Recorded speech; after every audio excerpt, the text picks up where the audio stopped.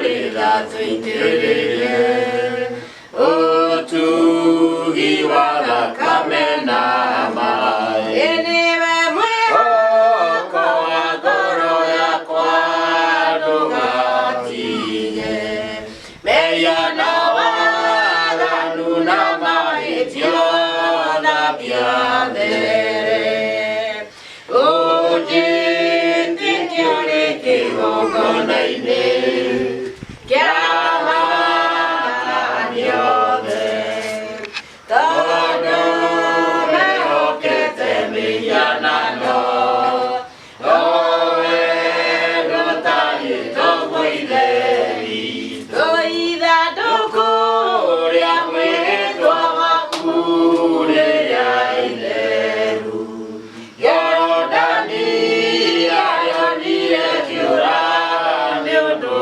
Wario Nege Diororo Keya Jericho Matu Como Guayare Kiuna Dai Koroke Agama Sonori Viviedore Nega Iwakwa Namadoni Muyawakwa Yolere Ya Umodede Bere Aku Dikere Ya Mahoya Magoro Yakwa Dikere Ya Mahoya Magoro Yakwa Ema Idama Kwani Mago Sulere Ye Nama Kona Kwani Mago Dikere Ye Lere Da Papa Ujere Ure Kweda Lere Da Papa Ujere Ure Kweda Mule Nyawa Kuroka Mariaveru Osione Guadikala Jetere Ye Toga Kele Rameda Ine Amadani Toga Kele Rameda Ine Amadani Hallelujah Niguatoka Muasaga Naosana Niguatoka Munabagia Toriga Neiro Nebara Namaidari Toriga Neiro Nebara Namaidori Dodura Okode Nadosiakwa Tiera Inesia Kwa Yunke No Irado Nadie Jugeta Igoro Nagokinya Nadie Jugeta Igoro Nagokinya Amaradi Mago Aria Mahoyaga Maradi Mago Aria Mahoyaga Maradi Mago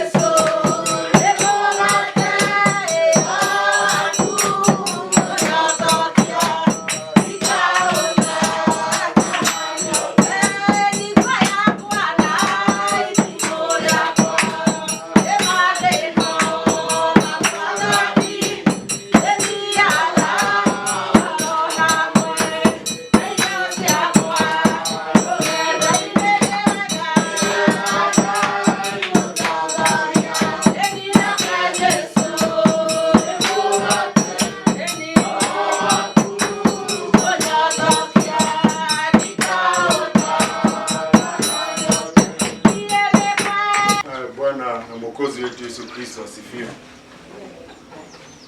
Ni siku nyingine njema tumepewa na Mungu kuangalia neno lake. Tumekuwa na wakati mzuri wa ushuhuda, tumekuwa na wakati mzuri wa kumwimbia Mungu. Kama vile tuliambiwa, tumesoma hapa ya kwamba tuko na madhabahu, lakini madhabahu yetu si ya hapa, madhabahu yetu yako mbinguni.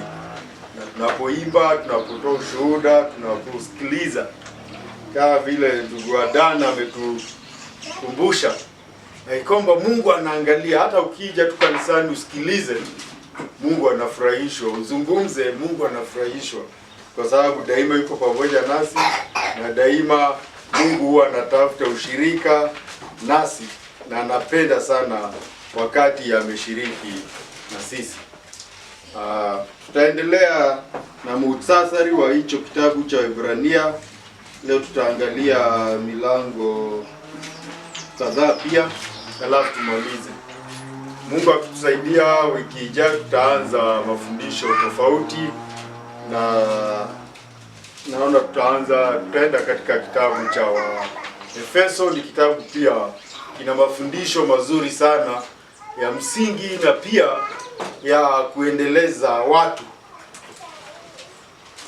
Leo tuko katika mlango wa 8 mpaka 13. Ni muhtasari tu, kwa hivyo ni kupitia, tukitaja, tukipita, tukitaja kile ambacho tayari tumesoma.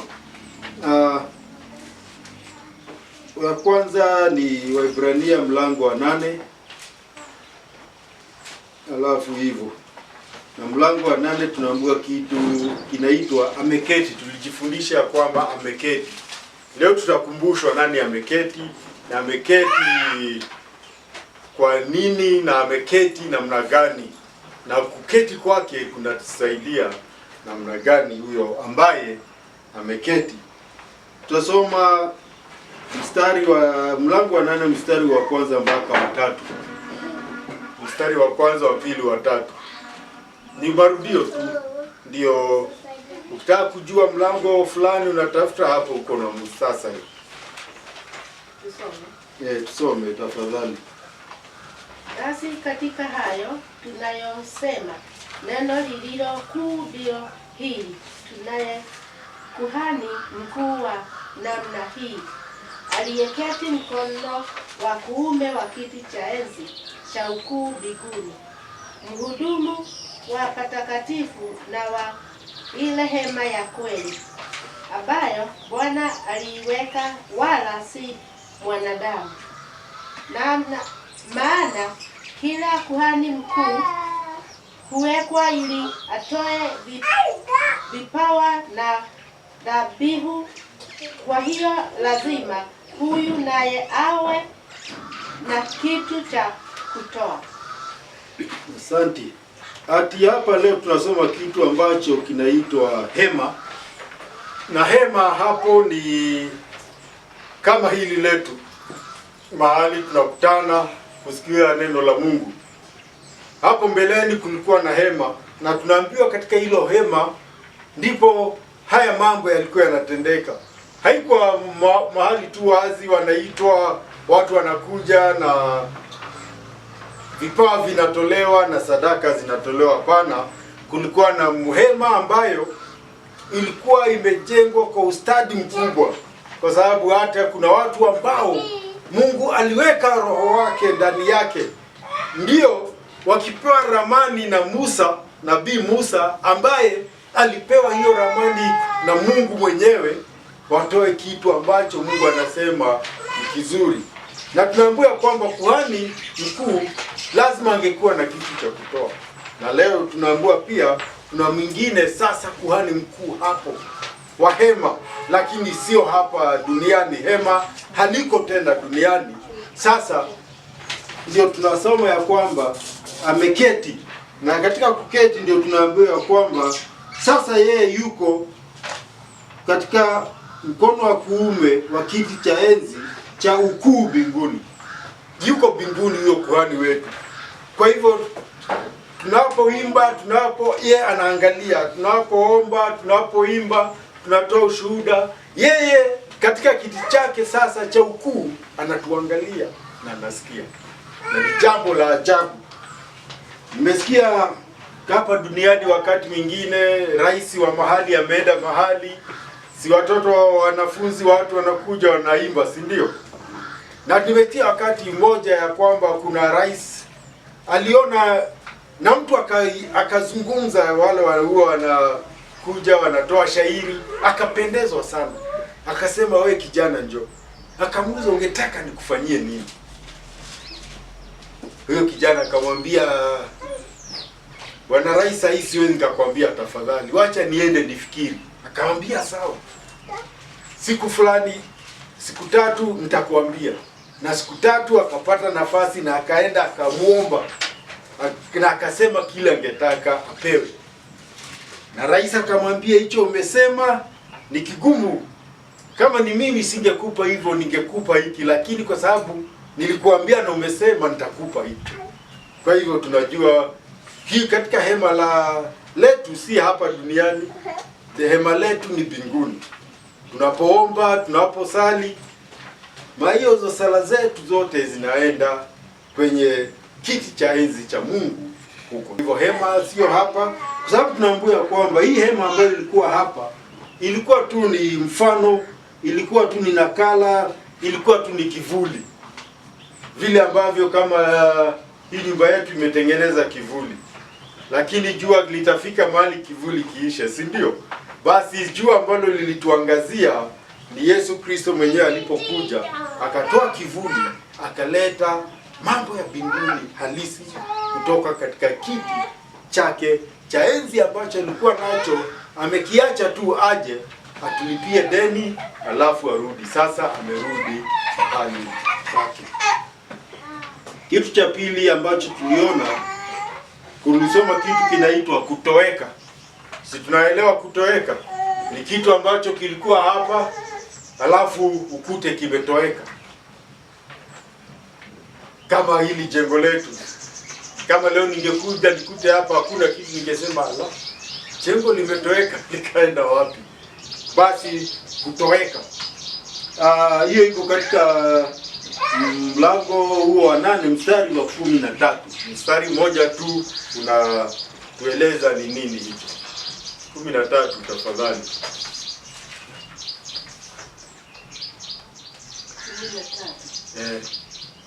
13. Kwa kule kusema agano jipya amelifanya lile la kwanza kuwa kuukuu, lakini kitu kianzacho kuwa kikuukuu na kuchakaa kikaribu na kutoweka. Asante. Sasa juzi tukaongea na mama Washiko, akasema sinora hii pazia yetu ati anaiogopa kuitoa, kwa sababu akitoa aseme ni kuiosha, imekuwa kuukuu sana, itakwisha, itararuka yote, itapotea. Kwa hivyo tunangoja, na tunaambiwa hapo basi ya kwamba kitu kikiwa kuukuu kina maana siku zake zimehesabika. Si hata wewe una vazi fulani unavaa, unasema hili Mungu anisaidie, nataka niitupe mahali, na inafika wakati unaitupa, unaweka ingine, inakuwa sasa haipendezi. Hata kama ulikuwa umeipenda namna gani, ikikuwa kuukuu huwezi ukavaa shati umeweka viraka ama suruali umeweka viraka, hata kwa sababu unaipenda. Ati shati yangu naipenda, sitaiacha, lazima mtaachana, si ni kweli? Hata wakati mwingine labda utaenda kuitoa usikie imeraruka. Na ndio tukaambiwa kwamba tuna agano jipya, na kusema jipya ni kama shati mpya ambayo nitanunua, ndio ile ambayo nilikuwa nayo niitupe, kwa sababu wakati wake umeisha.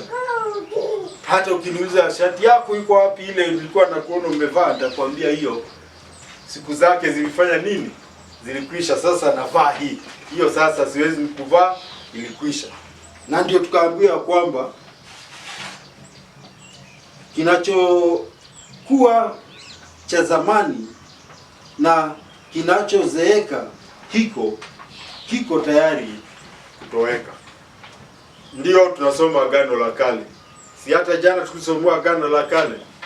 Lakini kama tungesomoa Agano la Kale na itoshe hivyo, haingetusaidia. Si ndio? Kwa sababu siku hizi kuna kuhani kama Haruni ambaye anachoma uvumba, anachukua nyama, anapeleka damu. Hiyo yote imekwisha. Sasa ndio tunaambiwa hiyo imetoweka, kwa sababu ilikuwa ya muda. Na ile ambayo sasa imekuja agano ni la milele, kwa sababu yule ambaye tumesoma ya kwamba yule ambaye alileta yeye ni wa milele. Kwa hivyo yake haishi, ukuhani wake hauishi. Na sasa ukuhani wake ni wa ajabu, kwa sababu sasa anafanya ukuhani si katika kutoa sadaka na kutoa sadaka na kutoa za vipawa, hapana. Sasa anafanya ukuhani wake akiwa ameketi. Yaani anatuhudumia akiwa katika ile kiti chake cha enzi. Basi tunamhudumu wa ajabu, tunamhudumu wa nguvu, tunamhudumu ambaye hakuna kitu ataangalia sema hii nimeshindwa. Yeye katika yote anatosheka. Kwa hivyo ameketi sasa, na ameketi kwa sababu na kwa niaba yetu. Kwa hivyo wakati wowote katika hali zote tuna yule ameketi na anatusikiliza, na katika hali zote yuko pamoja nasi, na sio tu pamoja nasi, yuko upande wetu, anafanya yote anaweza tuweze kufaulu. Amen. Amen. Na tukienda jambo la 9 ni katika Waebrania mlango wa 9, kitu ambacho tumezungumza mara nyingi na nitaeleza tena, dhamiri. Na kueleza dhamiri ni nini? Dhamiri ni ile uweza ambao tunao wa maamuzi mazuri ama mabaya. Ikiwa na huo uweza, hiyo ndio dhamiri. Na wakati mwingine tutakatana na dhamiri yetu, tunafanya mabaya. Kwa sababu nikifanya mabaya, nitapata jioni nitakuwa na 1,000,000. Naona wacha nifanye hii, kwa sababu jioni ile gari nilitaka kununua ama yale maisha nilitaka nitafurahia. Kwa hivyo dhamiri si sauti tu inaongea, ni sauti ambayo inaongea na moyo wetu, inaongea na akili zetu, na tunaamua kama tutakubali ama tutaikataa. Uamuzi unakuwa ni wetu. Waebrania 9, hebu tusome mstari 9 mstari wa 6 na 7 peke yake. Kitu kinaitwa huduma.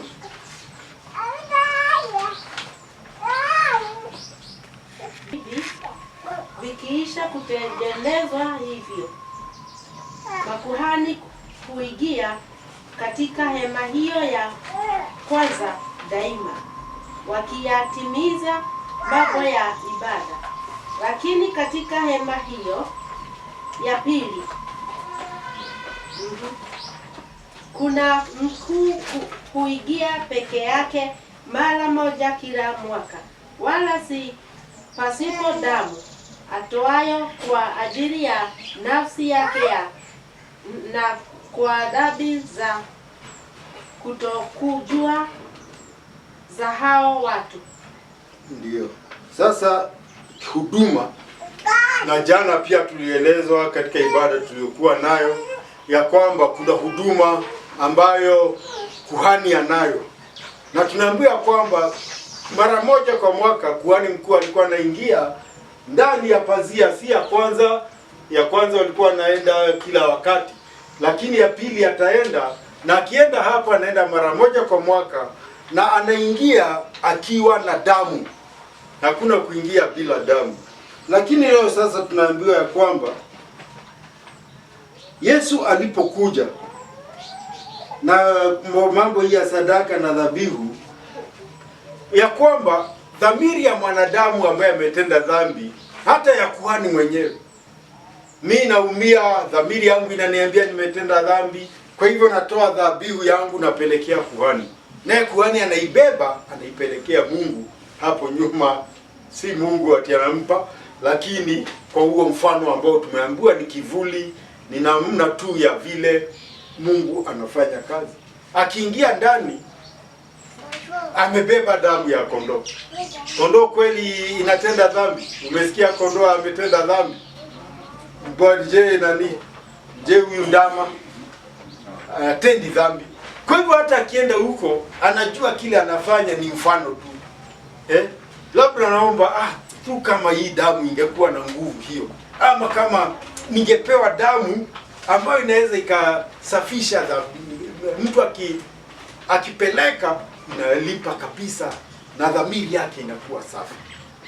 Sasa kuhani hakuwa amefikia hapo mambo hiyo, lakini tukaambiwa ilikuwa hivyo tu kama mfano, lakini kuna wakati utakuja tukaitwa wakati wa marekebisho. Mungu alikuwa amepima na anaona wacha wapitie hayo, ndio ni wakati wangu ukifika wa marekebisho, nitamtuma huyo kuhani ambaye atatoa dhabihu moja, na akitoa hiyo dhabihu itoshe. Kwa hivyo siku ya leo sisi tunaamini dhambi zetu ziliondolewa na zikaondolewa kabisa. Hatuna tena deni ya dhambi. Hata kuna wimbo tulikuwa tunaimba ati deni ya dhambi msalabani Yesu alilipa. Na ndio hapa tunaambiwa ya kwamba yeye ilikuwa inangoja hiyo habari, ilikuwa inangoja hiyo wakati wa marekebisho. Na alikuja na marekebisho yakaanza, kwa sababu ujumbe wa kwanza ulisema ya kwamba Roho Mtakatifu amenimwagilia mafuta nitangaze hii habari. Na hiyo ndio tunasema Agano Jipya, ya kwamba sasa wafungwa wamefunguliwa, waliokuwa wameonewa sasa wana yule ambaye atawapigania na ambaye atahakikisha haki zao wamepata. Akasema hiyo ndio amekuja. Wakiongea na Nikodema akasumbuka sana, kwa sababu aliambiwa, wewe kama unataka kuona ufalme wa mbinguni lazima uzaliwe mara. Akashangaa, nizaliwe aje mimi mtu mzima nirudi kwa tumbo ya mama yangu? Akaambiwa, sasa wewe unafikiri mambo ya mwili, mimi nakwambia mambo ya roho. Na katika roho sasa sisi tumefunguliwa, sisi sasa tuko na haki ya kusimama mbele ya Mungu na kusema mimi nimeokoka. Si kujiokoa, nimeokolewa na Yesu Kristo. Amen. Kwa hivyo tunaposema Bwana Yesu asifiwe, tuwe tukisema na ujasiri na bila tashwishi. Amen. Amen. Jambo la pili tunaona kuhusu dhamiri ni katika mstari wa 11 mpaka 15. Hebu hapo washiko utusomee mstari wa 14. 9:14. Kitu kinaitwa ukamilifu. Ukamilifu tunaambiwa ulikuwa hujafika hapo wakati wa Musa, lakini katika Yesu ukamilifu umefika. 9:14. Basi si zaidi damu yake Kristo, ambaye kwamba kwa Roho wa milele alijitoa nafsi yake kwa Mungu kuwa sadaka isiyo na mawaa, itawasafisha dhamiri zenu na matendo mafu, mpate kumwabudu Mungu aliye hai. Na kwa sababu hii ni mjumbe wa Agano Jipya, ili mauti ikiisha kufanyika kwa kukomboa makosa yaliyokuwa chini ya agano la kwanza, hao walioitwa waipokee ahadi ya urithi wa milele. Ndiyo ya kwamba sasa katika dhamiri tunaambiwa sasa dhabihu imetolewa, na tunaambiwa kwamba Roho akatoa damu yake, akasema nitawalipia na damu yangu. Yule kondoo alikuwa hana habari, si anajua tu amepelekwa. Hata akiulizwa kule anaenda, akiambia wenzake anasema sijui naenda, lakini anajua ya kwamba harudi. Yeye hana habari, hajatenda dhambi. Lakini huyu ye mwenyewe alikuja kwa uamuzi wake mwenyewe, akasema mimi nitaenda. Akaambia baba yake, baba nipe mwili niende nikakomboe wale ndugu zangu. Si tulikuwa naye tukawaumba, na tukaumba kwa mfano wetu, mtaenda. Na ndio tunaambiwa kwa huyo Roho wa milele akatoa damu yake, na tunaambiwa hiyo damu yake ilikuwa haina mawaa, ilikuwa haina uchafu. Damu ya kondoo pia ilikuwa safi, lakini kondoo haizi akalipia mtu. Si kondoo labda angekufia kondoo mwenzake, lakini yeye akakuja akachukua umbo na akalipa deni, na deni ikasemekana sasa sisi hii damu ililipa na ikatutakasa, ikatusafisha. Si kulipa deni tu alafu tunabaki na chini ya nguvu ya dhambi. Hapana, tulilipiwa deni, na sasa tukisema tumesafishwa, tumekuwa wasafi, kwa sababu sasa sio sisi tunajitegemea, tunategemea kazi hiyo alisema msalabani kuisha. Basi tunakuwa nguvu za dhambi hazitushindi tena, sisi tunashinda dhambi. Tukiona dhambi ikija, tunajua na tumewezeshwa, tunaielewa, tumewezeshwa na tunaishinda. Kwa hivyo tunaambiwa ya kwamba yeye damu yake ilikuwa haina doa, ilikuwa haina mawaa, ilikuwa haina makosa. Hata Pilato mwenyewe akasema huyu mtu tunaona hana makosa. Ni kweli amewakasirisha, lakini vile mnasema nyinyi ni uongo, hakuna makosa amefanya. Akamuuliza, wewe ni mfalme? Akasema ndio, mimi ni mfalme. Hata nilizaliwa kuwa mfalme. Lakini hiyo yote baadaye ikakamilika, ukamilifu ukapatikana msalabani aliposema. Kwa hiyo nikisimama, nasimama bila hofu ya dhambi niliyotenda, bila hofu ya nguvu za dhambi juu yangu, kwa sababu nina uwezo juu ya dhambi. Na nikiendelea hivyo, nikiwa na uwezo juu ya dhambi, naambiwa ya kwamba mahali alipo ameenda kuniandalia makao, ya kwamba mahali alipo na mimi nitakuwa hapo. Kwa hivyo nikiwa hapo tena, si tunaimba wimbo ya kwamba shetani hata niona tena.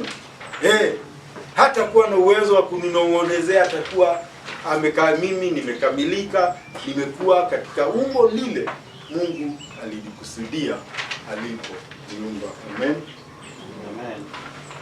Amen. Sasa mlango wa 10 tumeugawa mara mbili. Moja mpaka 18 tunaona kitu kinaitwa kivuli.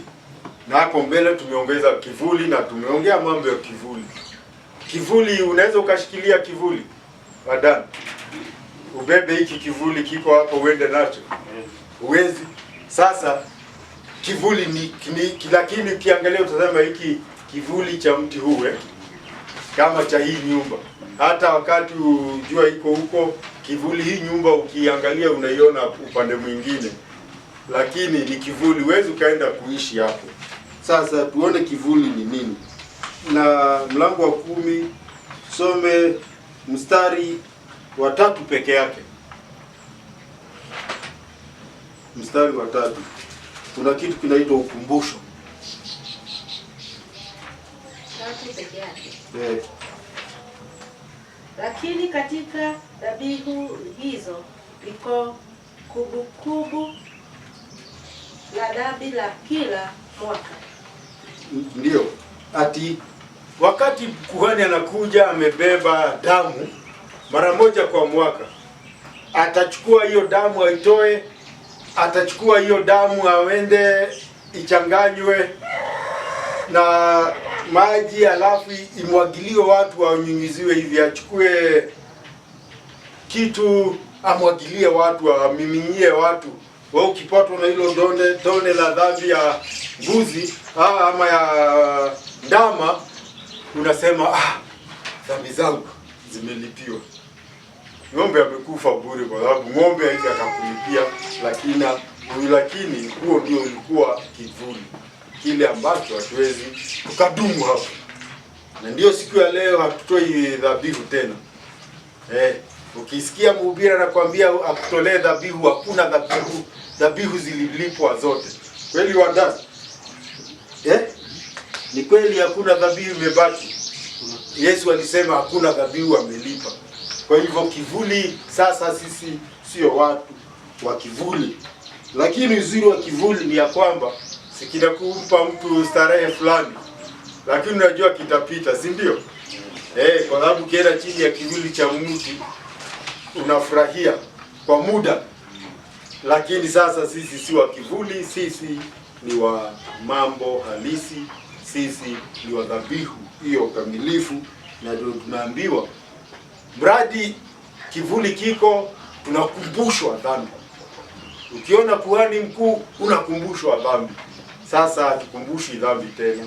Sasa tunakumbushwa ufalme wa Mungu, tutangaze, tuishi ndani ya huo ufalme, tufurahie ufalme wa Mungu hapa duniani, kama vile Bwana na Mwokozi wetu Yesu Kristo alitufundisha ya kwamba tutafute ufalme wake kwanza na haki yake, mengine tunaongezwa na mengine tunayafurahia.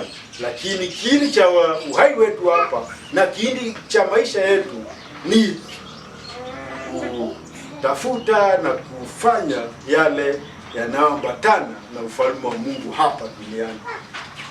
Jua uwe kama vile uko huko mbinguni. Kwa hivyo hatukutaki kukumbushwa tena dhambi, na hatukumbushwi dhambi, hicho ni kivuli. Alafu pia hapo kuna kitu kinaitwa utimilifu. Utimilifu ni ya kwamba tunangoja kitu hakijatimilika. Kama sasa nimeambia Dave nitamnunulia sambusa, si itatimilika wakati amekula sambusa, si ndio? Hata tukienda kwa duka nimwekee sambusa na chakula bado. Sasa hiyo ndio utimilifu. Sasa tunaona wakivuli hicho kinatimilika. Na kwa nini kitimilike? Mlango huo wa 10, tusomee mstari wa 7.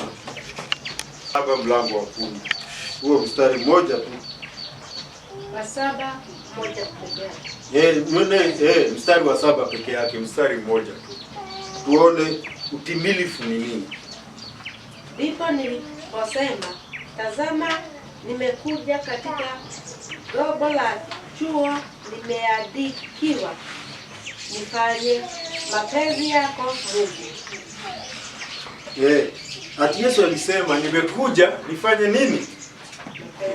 Na anasema sio kuja tu hivyo, nimekuja tu vile naweza kwenda kwa wadani tu mara moja hivyo. Sengine nitakuta hayuko. Niambiwe wadani hayuko. Yeye mambo yake ilikuwa imeandikwa ati ya kwamba atakuja. Ndio tunaambiwa katika kitabu kilikuwa kimeandikwa itakuja hiyo siku.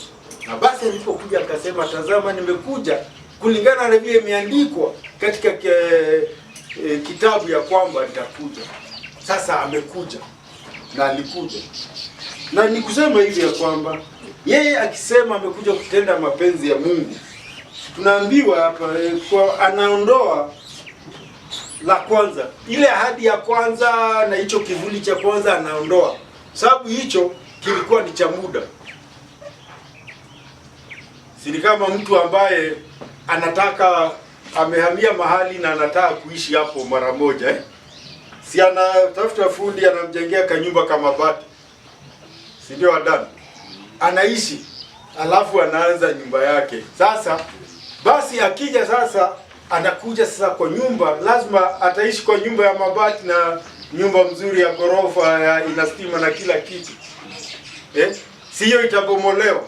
Basi ndio aliposema nimekuja kufanya mapenzi yako, anasema ile ya kwanza anaiondoa kwa sababu wakati wako umekwisha. Na yeye alikuja, tunaambiwa ya kwamba akitutakasa na kutoa mwili wake mara moja tu kwa wote. Mara moja tu akafa, akalipa, na ikakuwa kwa wote, watu wote. Hakuna mtu anapaswa kusimama ama kukaa akiwa na shida ya dhambi. Yamelipiwa. Ni kama watu ukiwa na deni huko, mtu akulipie, lakini wewe hutaki bado unasema kwa sababu umekataa. Yeye akasema nimekuja kutimiza, na akalipia wote. Amen.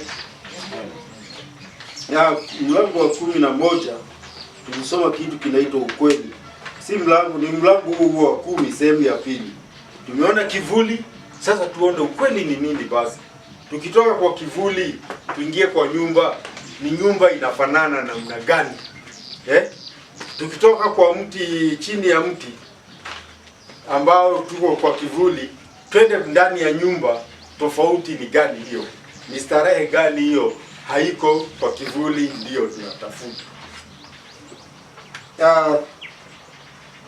19 mpaka 23 tunaona kitu kinaitwa ungamo. Ungamo si kuungama dhambi, tunaongea mambo ya kuungama imani yetu. Wakati tunasema kukutana na washiko, Bwana Yesu asifiwe, si ndio tunasema? Bwana Yesu, kwa nini? Hilo ni ungamo letu ya kwamba yeye ni Bwana na tunasema anastahili sifa. Mwingine ambaye hajui atauliza huyu Yesu anasifiwa kwa nini? Na hapo ni ungamo letu, tutatoa ungamo letu, imani yetu ndani yake. Naambiwa aje tusomee mstari wa 22 tafadhali, peke yake, mstari moja tu. Tumeruka hapa kwa ukweli. Kwa ukweli, mstari wa 20 ni 10 20 na hapo 22. Some 20 na mstari wa 22.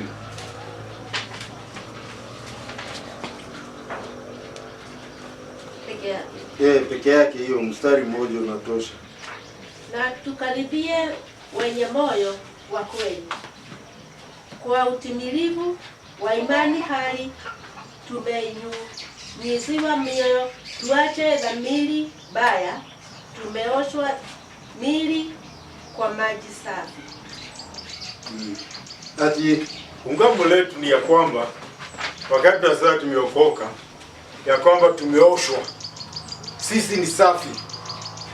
Si ile usafi mtu anasema mimi ni msafi, sijawahi kufanya, na anasema hivyo kwa sababu hajawahi kufanya, ni ya kwamba hajawahi kushikwa. Si ndio tutasikia mtu akisema mimi sijafanya, lakini ukuta mtu huyu ambaye amesema hajafanya, unasikia mtu mwingine anasema hapana, huyu aliiba kitu fulani, nilimuona. Si hata mwizi akienda kwa mahakama anasema sikufanya, alafu mashahidi wanawekwa na anaambiwa wewe, tumeona una kesi ya kujibu, ushahidi umeonyesha. Sasa sisi ushuhuda wetu ndio huo, ya kwamba tumeoshwa, hatuna deni, hatuna dhambi, hatuko tena chini ya dhambi. Huo ndio ushuhuda wetu, na kwa ni ushuhuda wetu tushikilie, kwa sababu tunaongea mambo ambayo tunajua. Mtu ambaye hajaokoka haizi akasema nimeokoka, hata akisema ni uongo. Lakini sisi tunatoa ushuhuda, tunasema tumeokoka kwa sababu tunajua tulipofanya hilo ungamo. Jumapili iliyopita huko Rwanganga tulihubiriwa ya kwamba urudi huko nyuma uangalie mahali mlikutana na Mungu. Na mlipokutana na Mungu ilikuwa namna gani? Hiyo ndio ungamo. Ulianza wapi? Kwa sababu kuna mahali ambapo ulianzia safari. Jambo la pili tunaita kitu inaitwa imani. Kuungama kwetu sasa tuambiwe imani ni imani gani hii? 35 mpaka 39. Tusomee tu 39 peke yake. Imani.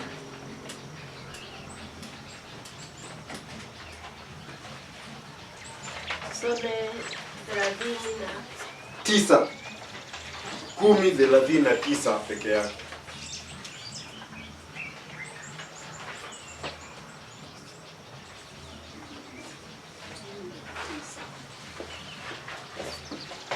Lakini sisi hatumo miongoni mwao wasitao na kupotea, bali tumo miongoni mwa hao walio na imani ya kutuokoa roho zetu. Ati sisi tunaongea mambo ya imani. Tumeambiwa kwamba kama tumelipiwa tuko na ujasiri. Hatuogopi tena. Sababu hata kama nilikuwa na huko kwa benki, nilikuwa na deni, wadani aende anilipie, Nikienda huko siendi nikiogopa, si ndio? Na hata niambia ati wewe hujalipa, ndaambia nionyesheni. Hebu leteni hiyo account tuone hiyo mnasema niko na deni. Ulikuwa na deni, na hiyo deni nilikuwa na haikuwa yenu, ilikuwa ya benki, si yako wewe unaniambia. Shetani unajua anakuja kutuambia mambo ya nyuma. Lakini hatukuwa na deni na yeye. Deni ilikuwa na Mungu, na Mungu ametulipia. Ndio tunaambiwa kwamba sasa sisi si wale wa kuogopa na tunakataa kukubali wokovu na kuishi maisha ya wokovu. Sisi ni waamini, tunaamini hata kupata wokovu wa roho zetu. Huo ndio tunangojea. Mpaka leo hata ijapokuwa tunasema tumeokoka, bado dhambi tunasumbuana nayo. Na kama sio dhambi tunasumbuana nayo, tunasumbuana na watu. Na tunasumbuana na hali tofauti tofauti. Lakini kuna wakati ambapo tutapata wokovu wa roho.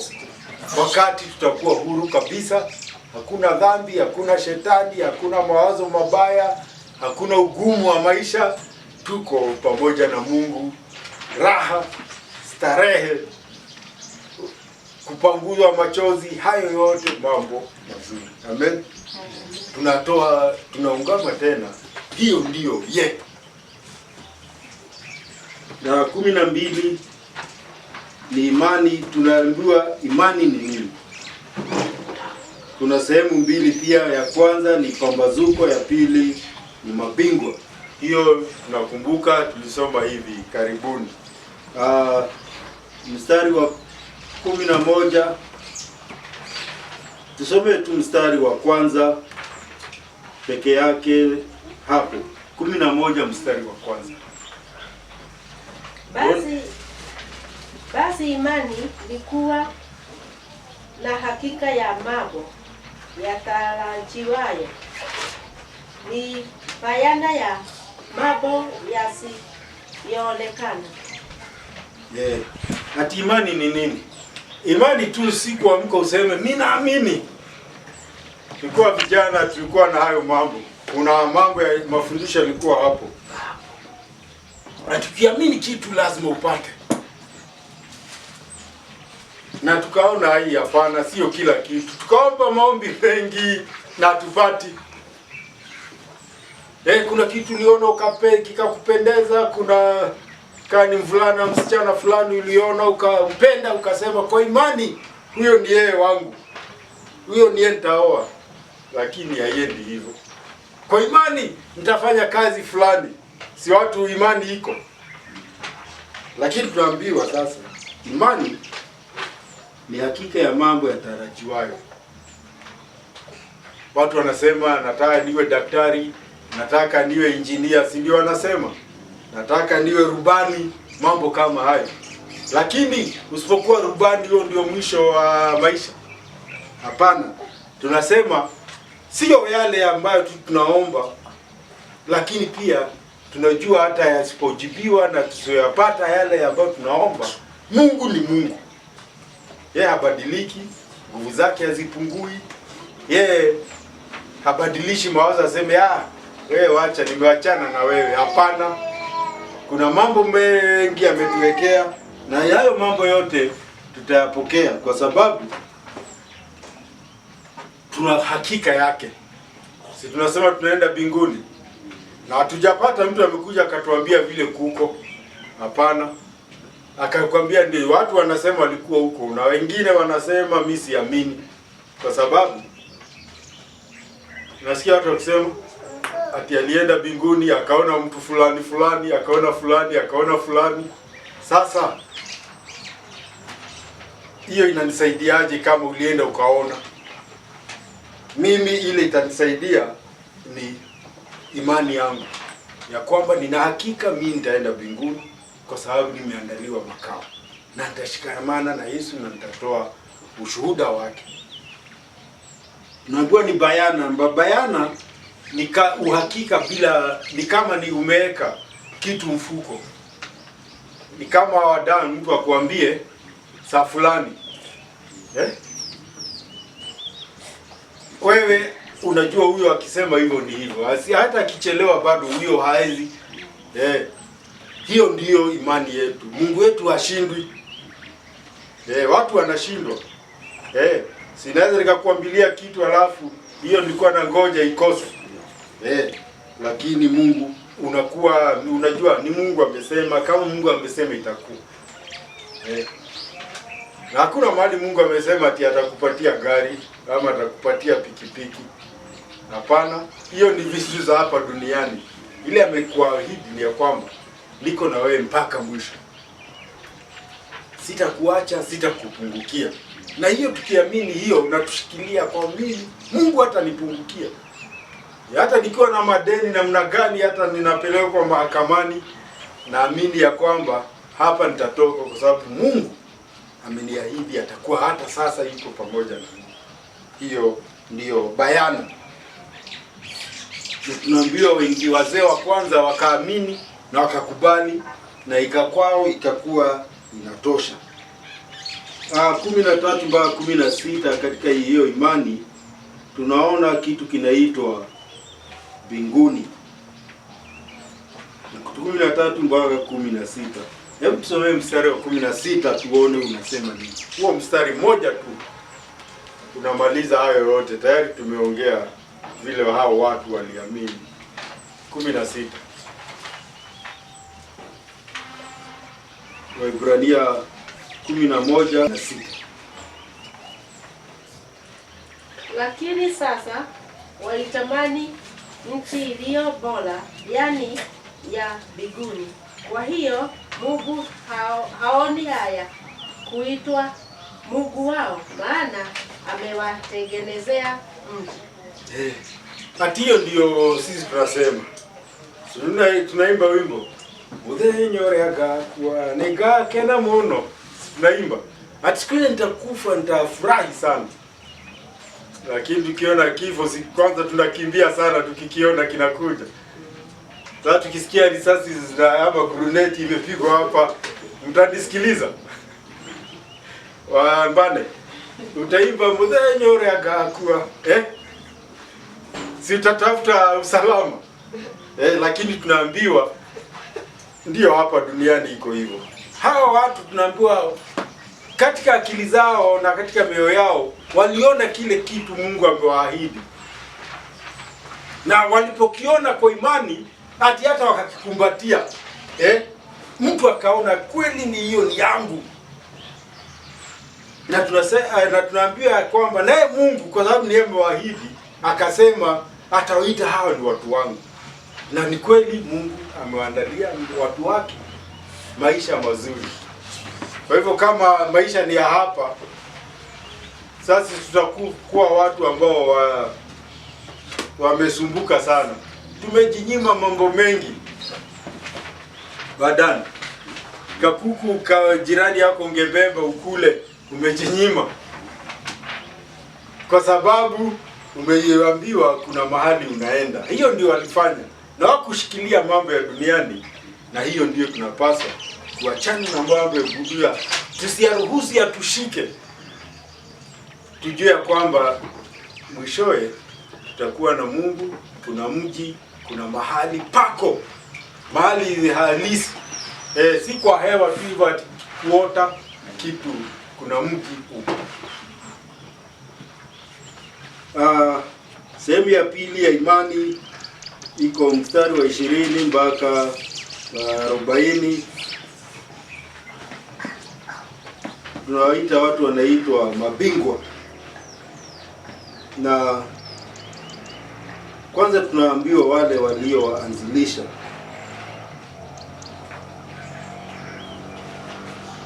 Uh, 20, hebu tusome tu mstari wa 20. 11:20. Uko Gibson na Biblia ama Robinson. 11:20. Ibrania 11:20. Tuone kunaambiwa aje.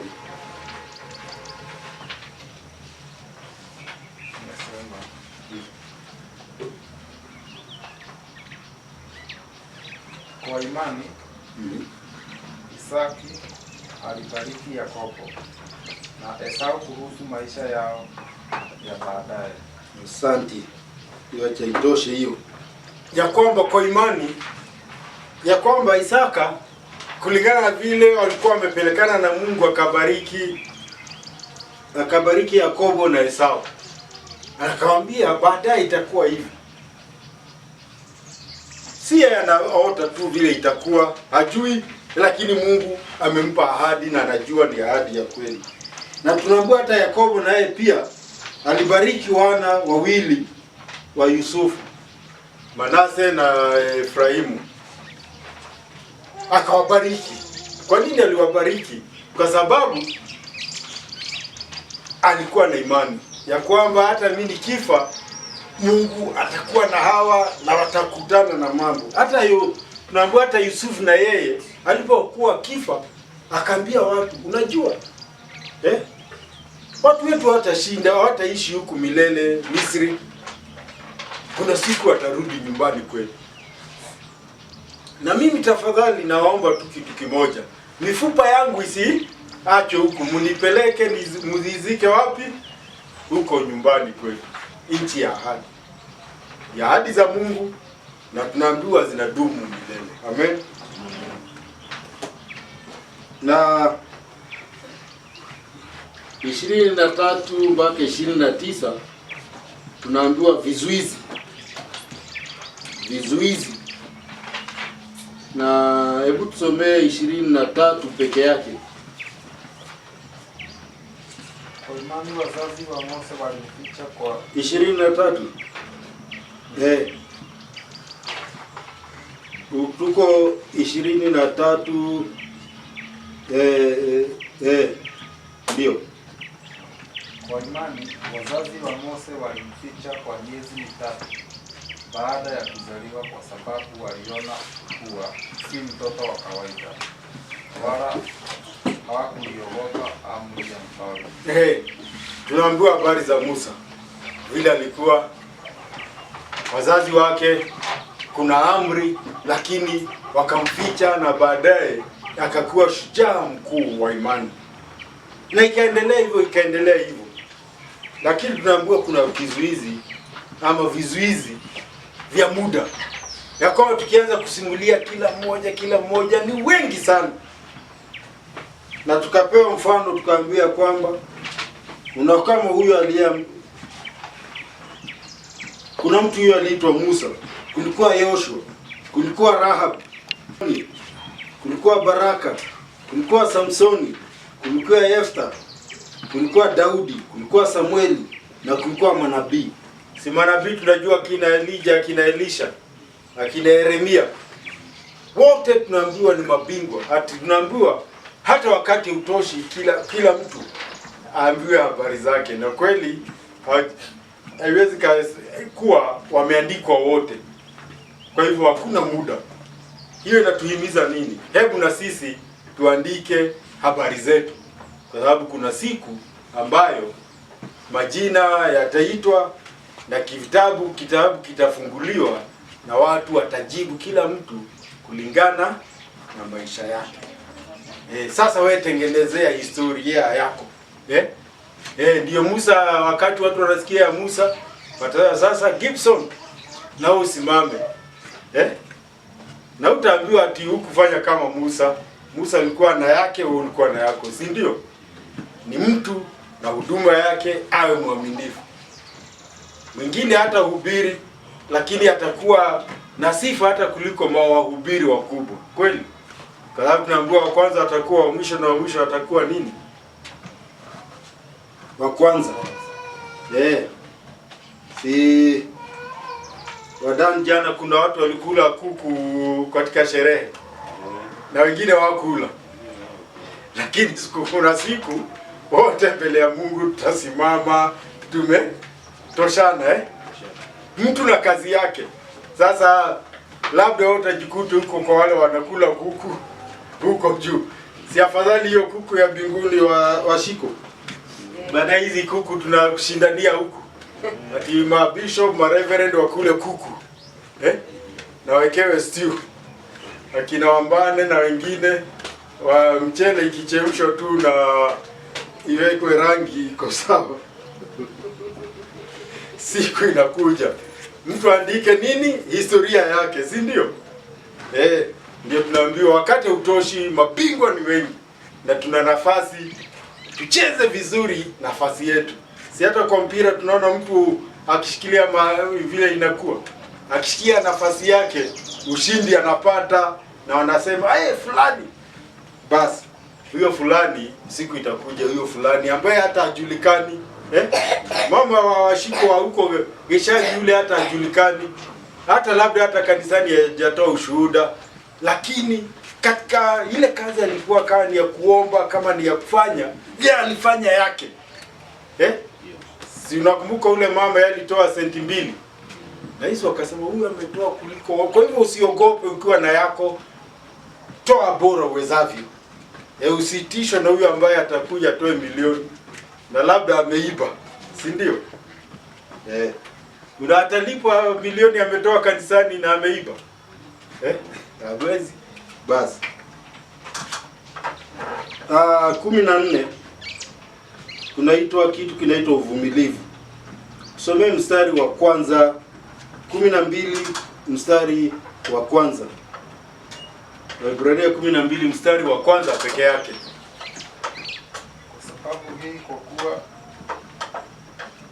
tumezungukwa na wingu kubwa namna hii la mashahidi, basi na tuweke kando kila kitu kinachotuzuia na ile dhambi inayotuzinga kwa urahisi, nasi tupige mbio kwa saburi katika yale mashindano yaliyowekwa kwa ajili yetu. Ati kuna mashindano yamewekwa kwa ajili yetu. Kila mtu na sehemu yake, si ndio? Wengine ni wale inaitwa nini? Masafa marefu, si ndio? Wanakimbia kilomita mingi 20, 25, mwingine anakimbia mita 100. Kila mtu anaambiwa saburi ama kuvumilia. Ni uvumilivu hapo tunaambiwa tuwe na uvumilivu, kwa sababu tutashindana na mambo, tutakutana nayo, na tunaambia kwamba kuna mambo ambayo na dhambi ambazo kwa urahisi zinatushika. Niliwaambia mama mmoja alikuwa anaulizwa mambo ya mtu mara moja, alikuwa amena ushuhuda mzuri, akaruka akasema achana hiyo ni shetani. Niliwaambia story kama hiyo. Iko hivyo. Yeye amebeba mtu, sasa hata ushuhuda wake ameuharibu. Si angeuliza sema huyo hatuongei, lakini namuona. Sio imemaliza. Sasa kumuita shetani kwa sababu alikufanyia, usibebe watu, usibebe hali. Ndio tunaambiwa ya kwamba nisibebe watu, nisibebe hali. Na hiyo dhambi ambayo kwa urahisi, si mimi naijua ile dhambi naifanya kwa urahisi, hiyo tunaambiwa tuache. Vita tunaambiwa mashindano yapo na yanahitaji uvumilivu. Tuvumilie, kwa sababu hata Yesu mwenyewe alivumilia mateso mengi, dhihaka nyingi, matusi. Si hata walijaribu kumuua kabla ya wakati wake, lakini ati anapita ndani yao, katikati yao. Hatuwezi kufa wakati wetu hujafika, tukiwa tunatembea na Yesu. Wadana, tutakufa Yesu akiwa wapi? Ati ashtuke ya.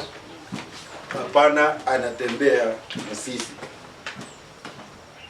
Kwa hivyo tumeambiwa tuna mashahidi.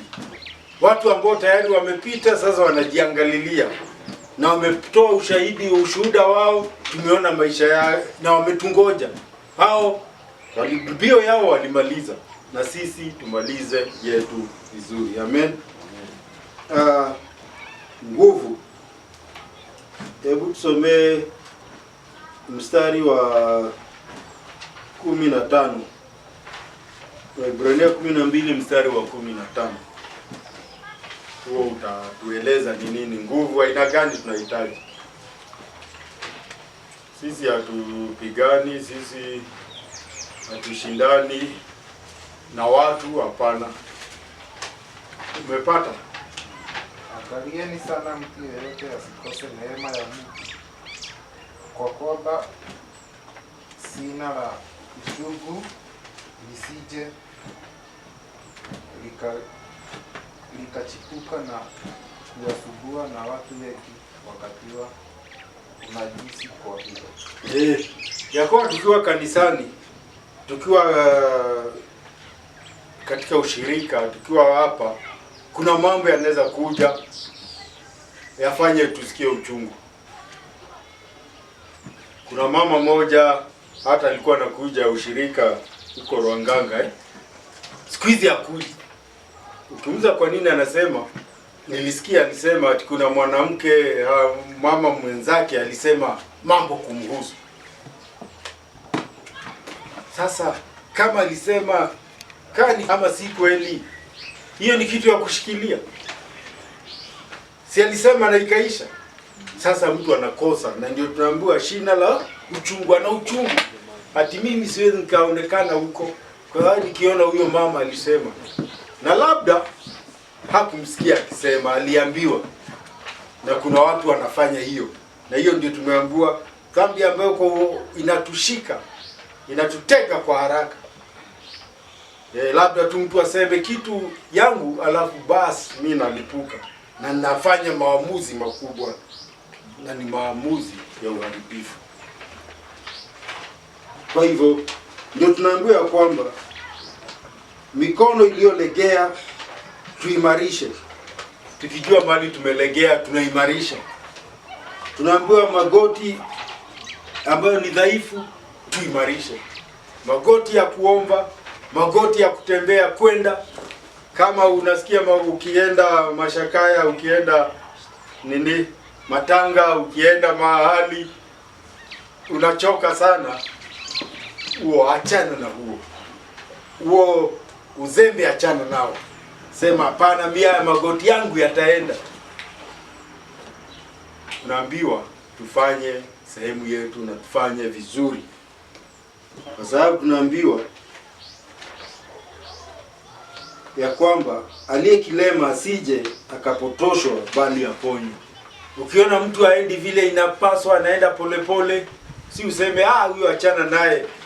Huyo hapana, huyo tutafute vile ataponywa, ndio naye twende na yeye. Na kwamba tuwe waangalifu mtu asipungukiwe na neema ya Bwana Mungu. Ya kwamba tusifike mahali sasa neema ya Bwana Mungu haiko pamoja nasi, kwa sababu tumekuwa watu wabaya, tumekuwa watu kabisa tumejiondoa. Sasa tumekuwa watu wabaya, hata neema ya Mungu haitusaidii. Tusipungukiwe na hiyo neema. Na 15 tukimaliza, alikuwa anaagana nao. Nilisoma ya kwamba na tukaona waliagana vizuri sana Akamwambia nataka kuwaona tuwe na hivyo wakati tunaachana na watu. Mimi huona tukiachana na rafiki zangu jioni, Mungu awabariki, tuonane kesho Mungu, si ndio? Muwe na jioni poa hivyo. Alijaribu na akawaeleza huyo mwandishi. Lakini hata katika kuagana nao kuna kitu kinaitwa uhakika. Aliwahimiza si tu kuambia bye bye tutaonana. Uhakika ule anawaambia huko katika 5 na 6. Hebu tusomee 13 5 na 6. Uhakika ambao tuko nao tunapoachana na tunapoishi.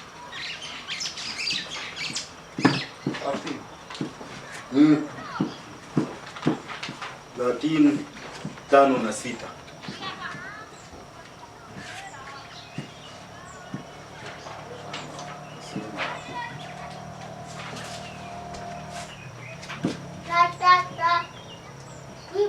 Basi kwa njia ya Yesu tuzidi kumtolea Mungu dhabihu ya sifa, yaani matunda ya midomo inayokiri jina lake. Na msiache kutenda mema na kushirikiana vile vitu mlivyo navyo, kwa kuwa dhabihu kama hizo zinampendeza Mungu. Uhakika ambao tunao ni ya kwamba Bwana Mungu mwenyewe alisema na amesema na anasema hata tuacha wala hata tupungukia. Simambua sifa na shukurani tuwe tukitoa katika hali zote, si ndio? Hata wakati mambo yamekataa, tunatoa sifa na shukurani kwa Mungu, hata tuacha hata tupungukia. Hiyo iko katika Kumbukumbu la Torati 31:8. Na hii basi itatuwezesha kusema kwa ujasiri, Bwana ni msaada wetu, msaidizi wetu, hatutaogopa mwanadamu atakayotutenda. Zaburi 118:6. Tuna uhakika wa wema wa Mungu katika maisha yetu na kwamba ni yeye anatusaidia. Kwa hivyo hata wakati tunashindwa, wakati mambo ni magumu, wakati watu wamekataa kutusikiliza, wametutenga, tujue Mungu hatatuacha na yeye ni msaidizi wetu. Mwanadamu hatuwezi. Alafu 7:13 utusomee 8. Hiyo 7 tusomee 13:8.